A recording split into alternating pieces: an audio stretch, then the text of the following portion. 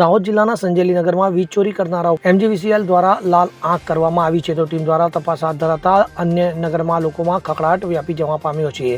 સંજેલી તાલુકામાં વીજ ચોરી કરનારાઓ સામે MGVCL વિજિલન્સ ટીમ દ્વારા ચેકિંગ હાથ ધરવામાં આવ્યું હતું. તો તાલુકામાં સતત બીજા દિવસે MGVCLના દરોડા પાડી કુલ 39,88,000ની ચોરી પકડી પાડવામાં આવી હતી. ત્યારે ગઈકાલે 21 લાખની વીજ ચોરી ઝડપવામાં આવી હતી. તો શંકાસ્પદ વીજ ચોરી અર્થે આજે પણ 18,88,000ની ચોરી પકડાઈ છે. તો સંજેલી નગરમાં ઘરે ઘરે MGVCLની ટીમ દ્વારા ચેકિંગ હાથ ધરવામાં આવી રહ્યું છે. તો હજુ પણ વીજ મોટી ચોરી ઝડપાય તેવી આશંકા સેવાઈ રહી છે.